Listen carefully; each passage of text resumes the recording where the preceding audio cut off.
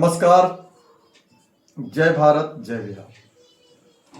आज मैं आपके सामने कोई न्यूज लेकर नहीं आया हूं। आज मैं आपके सामने कहीं की खबर लेकर नहीं आया हूं।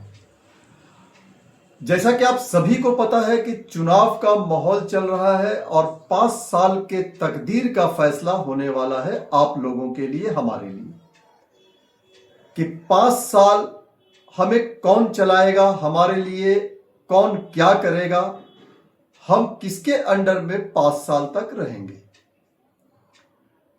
मैं आप सभी से कहना चाहता हूं कि वोट हमारा अधिकार है, आपका अधिकार है, और वोट देकर हम उन्हें तय करते हैं कि कौन हमारे भविष्य का फैसला इन 5 सालों में करेगा। मैं पूरे बिहार की जनता से यह कहना चाहता हूं, पूरे बिहार के लोगों से, मां बहनों से यह कहना चाहता हूं कि आपका एक फैसला आपको कहां लेके जाएगा यह आप भी समझते हैं और मैं भी समझता हूं। मैं आपसे यह नहीं कहूंगा कि आप किसे वोट देंगे या आप किसे जिताएंगे या आपके पार्टी का कौन नेता होगा या कौन सी पार्टी आपकी होगी। मैं सिर्फ आप लोगों से इतना कहना चाहता हूं कि जो हमारे भविष्य का फैसला करने के लिए हमारे दरवाजे पर आ रहा है, उनसे अगर हम ये सवाल करें कि 5 सालों में आप हमारे लिए क्या करोगे, या इन 5 सालों में हम आपसे क्या उम्मीद रख सकते हैं, या इन 5 सालों में हमें क्या क्या मिलेगा बिहार के अंदर।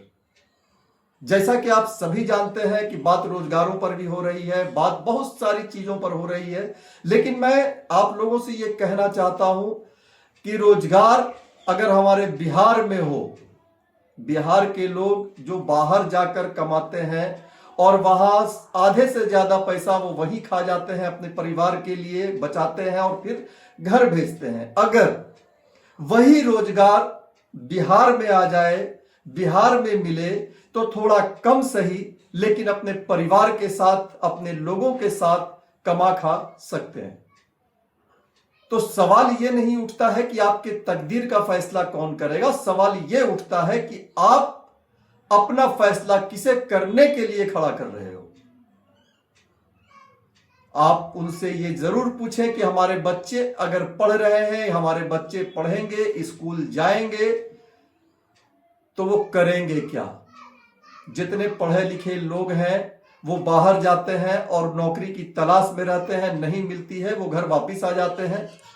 और वही बेकारी कहा जाता है कि अगर आप कहीं भी जाओगे तो बिहार एक बेरोजगारी में सामने आता है।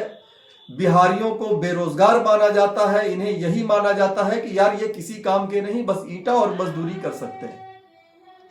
तो मैं बिहार की जनता से यह आग्रह करना चाहता हूं कि आप अपना कोई भी प्रतिनिधि चुनोगे तो उनसे यह सवाल जरूर करो कि आने वाले समय में, इन 5 सालों में, क्या हमें फिर रोजगार के लिए बाहर जाना पड़ेगा? क्या हमें प्राइवेट स्कूल में थैला भर भर के पैसा देने पड़ेंगे?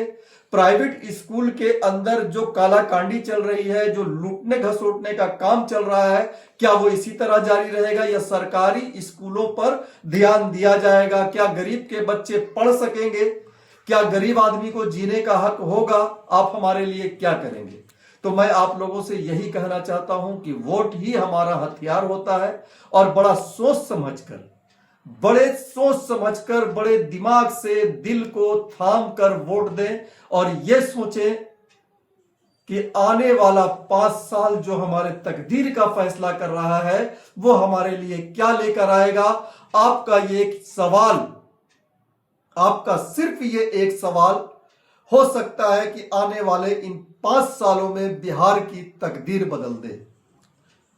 अगर आप ये सवाल भी नहीं कर सकते तो फिर आपको वोट देने का भी कोई हक नहीं बनता है। फिर आप पर लोग इसी तरह राज करते रहेंगे, इसी तरह से लोग कहते रहेंगे कि आप बिहार के हो, यहां से भागो, बिहारियों को भगाओ, बिहारियों के लिए कोई रोजगार नहीं है।